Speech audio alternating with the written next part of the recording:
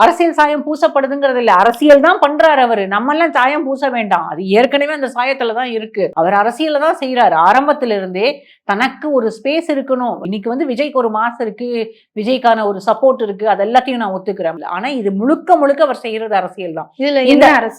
இதுல இருக்கக்கூடிய அரசியல் இந்த 16 நாட்கள்ல ஒரே ஒரு வீடியோ தான் அவர் வெளியிட்டார். அதுவும் ஒரு 3 நிமிஷம் வீடியோ தான்.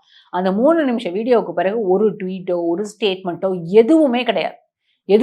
நேற்றைக்கு வந்து சிபிஐக்கு போயிருச்சு அப்படின்னோன்னு நீதி வெல்லும் அப்படிங்கிறார். இதை வந்து இந்த 5000 ரூபாய் கொடுக்கறதுனால இந்த குடும்பங்களை வெளியில இந்த வழக்கு வந்து இது வந்து இன்ட்ரீம் ஆர்டர் தான் வந்திருக்கு. இதற்கு பிறகு சிபிஐ விசாரணை நடக்க போகிறது.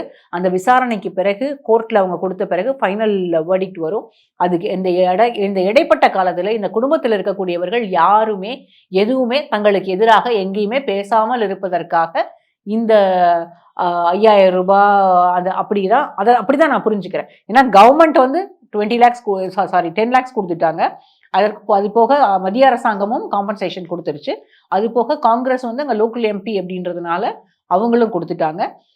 இவர் வந்து ஏற்கனவே அனௌன்ஸ் பண்ணிட்டார் 20 லட்சம் ஒவ்வொரு குடும்பத்துக்கும் கொடுக்கப்படும்.